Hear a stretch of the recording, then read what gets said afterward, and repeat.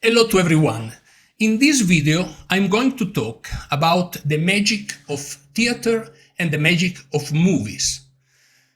I'm starting with the magic of movies. And I'm thinking about The Hobbit.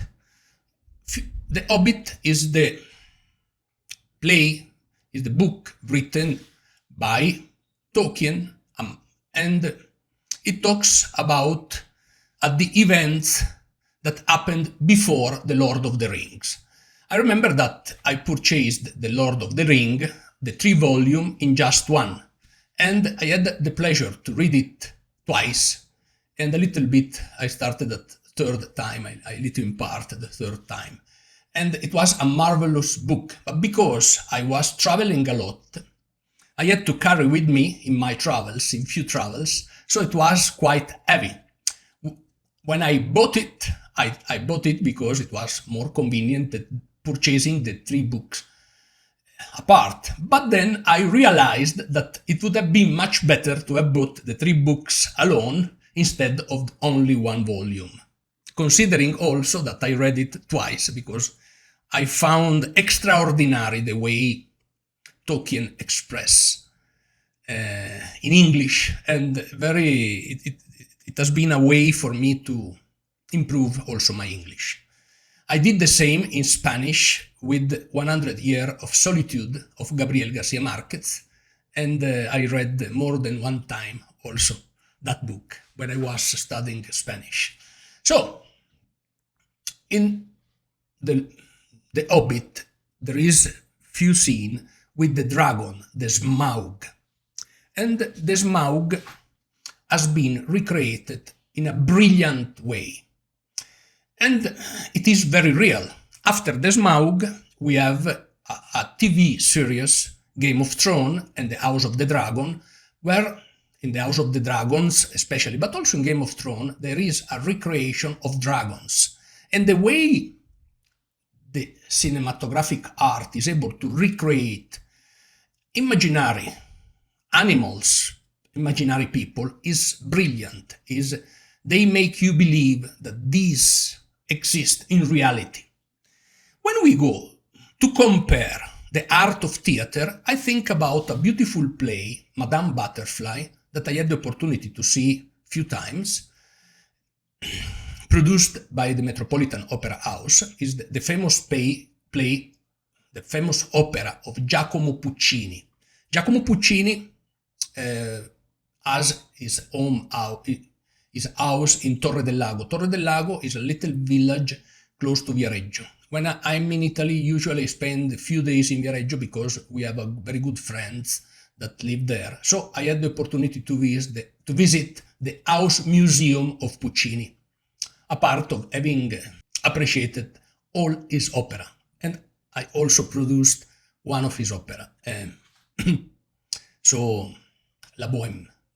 I did a few productions of La Bohème. Then, in this opera, the story is of a guy, Pinkerton, a shameless person that arrived in Japan and take advantage of an innocent girl that thinks of life because his family became poor, had to convert herself in a geisha. She was virgin and they had a child. Pinkerton married Cho-Cho-san. And then Pinkerton returned to his country. Pinkerton is a bad person, a shameless, a heartless person. They had a child, and the way they met, recreate with a puppet this child, with people that move the child behind him on black, and they move the child, is magic. So when I compare this child with the dragons that I talked about, well, I believe the child, the puppet child, and the way it received life from its puppeteers is superior to what you can see in the movie or in the TV series. But we can go on talking about that. For example, there is a very beautiful movie made by Steven Spielberg Horse. The movie followed a play that was staged first in London, and I had the opportunity to see it in the Lincoln Center in New York, in one of my visits to New York, this beautiful American city. Well, in the play, the horse is recreated by puppeteers that move the horse. It is much more complicated to recreate, in my opinion, the horse because it's very huge. The size is the size of a natural horse. And so when I compare, and the movie also by Steven Spielberg is an horse and his rider that they go from England to fight the First World War, and they return safely finally to England. Is an horse that could be defined a horse hero. So it's a very important. All the play, all the movie, it goes around this horse. They are based on the book written in 1982 by Michael Morpurgo. I haven't read the book, unfortunately, but probably I will buy it. It's very important to compare sometimes what is written, the art of writing, and the art of recreating through images.